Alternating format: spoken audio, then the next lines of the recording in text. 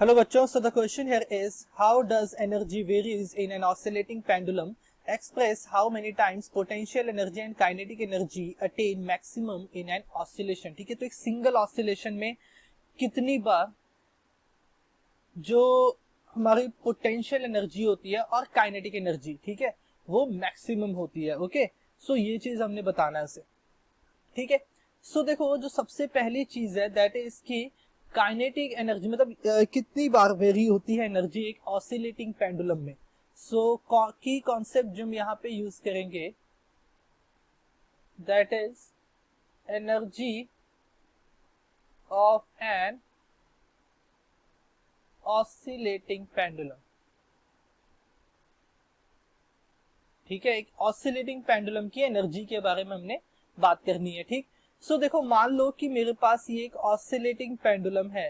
ठीक है, ये एक पेंडुलम है मेरा और ये इस तरह से ऑसिलेट कर रहा है, तो इसके राइट एक्सट्रीम्स मान लो ये है और ये इसका लेफ्ट एक्सट्रीम है. ठीक है, एक्सट्रीम पोजीशंस वो होती है जहां पे वो मैक्सिमम हाइट तक जाता है, देन वो अपनी मीन पोजीशन पे वापस आना शुरू कर देता है. ठीक है, that is the extreme positions. ठीक है, सो ये इसकी एक्सट्रीम पोजीशंस है मान लो.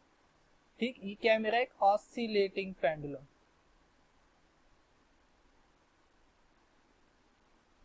ओके, सो ये हमारा एक ऑसिलेटिंग पेंडुलम है. अब ठीक है, अब नेक्स्ट जो चीज है यहाँ पे दैट इज की अब इस ऑसिलेटिंग पेंडुलम में कितनी बार एनर्जी वेरी कर रही है. सो हमने एक चीज पढ़ी है कि जब भी हमारा एक पेंडुलम ऑसिलेट करता है तो उसकी मीन पोजीशन जो होती है, ठीक है, एट दैट पोजीशन उसकी वेलोसिटी क्या होती है, मैक्सिमम होती है और उसका एक्सेलरेशन 0 होता है.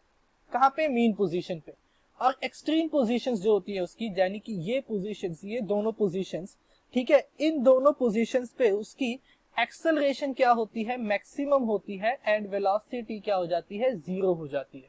ठीक है, ये चीजें हमें याद रखनी है यहाँ पे. ठीक, अब यहाँ पे एक्सेलरेशन क्या है, एक्सेलरेशन यहाँ पे जी के इक्वल होता है. ठीक है, यहाँ पे एक्सेलरेशन किसके इक्वल होता है, जी के इक्वल हमारा एक्सेलरेशन यहाँ पे होता है. ठीक, सो ये बातें हमें यहाँ पे याद रखनी है. ओके, अब देखो तो जो हमारा काइनेटिक एनर्जी है दैट इज हाफ mv². ठीक है, और जो पोटेंशियल एनर्जी होता है हमारा दैट इज mgh. ठीक है, वो mgh के इक्वल है. ओके, सो अब देखो तो अगर मेरा ये एक ऐसा पॉइंट है जहां पे एक्सेलरेशन ही 0 है, इट मींस कि इस पॉइंट पे देखो यहाँ पे अगर मैं इस पॉइंट पे बात करूं तो ये एक सर्टेन हाइट पे मेरा पेंडुलम क्या होता है, पहुंच जाता है. जब ये अपने एक्सट्रीम पोजीशंस पे होता है तो ये एक सर्टेन हाइट पे होता है from the mean position. It means की और यहाँ पे वेलोसिटी भी क्या है, 0. इट मींस कि इस पॉइंट पे उसके पास काइनेटिक एनर्जी तो बिल्कुल भी नहीं होगी. ठीक है, सो इस पॉइंट पे इसके पास क्या होती है, इसके पास जो पोटेंशियल एनर्जी होती है दैट बिकम्स मैक्सिमम, बिकॉज इस पॉइंट के बाद वो अगेन क्या करता है, नीचे आना शुरू करता है एंड उसकी पोटेंशियल एनर्जी स्लोली डिक्रीज करती है. एंड जैसे जैसे v की वैल्यू इंक्रीज होती है काइनेटिक एनर्जी जो होता है वो इंक्रीज करना शुरू करता है. देन इस पॉइंट पे रीच किया, यहाँ पे इसकी पोटेंशियल एनर्जी क्या हुई, 0 हुई एंड काइनेटिक एनर्जी इसकी हो गई मैक्सिमम.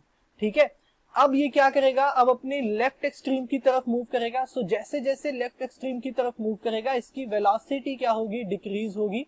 वेलोसिटी डिक्रीज होने का मतलब कि इसकी काइनेटिक एनर्जी स्लोली डिक्रीज करेगी. ओके, एंड वी नो कि एनर्जी क्या होती है, कंजर्व्ड होती है. तो ये काइनेटिक एनर्जी जो डिक्रीज हो रही है that will add on to potential energy, यानी कि पोटेंशियल एनर्जी क्या होगी, स्लोली इंक्रीज करेगी. ठीक है, और अगेन जब ये लेफ्ट एक्सट्रीम पे पहुंचेगा तो potential energy maximum and kinetic energy 0 हो जाएगा and then this same goes on. ठीक है, ये ऐसे चलता रहता है. इट मींस कि कितनी बार पोटेंशियल एनर्जी मैक्सिमम होता है, पोटेंशियल एनर्जी हमारा 2 बार मैक्सिमम होता है एंड काइनेटिक एनर्जी हमारा 1 बार मैक्सिमम होता है. ठीक है, सो ये हमारा आंसर होगा. I hope you understand it well. Thank you.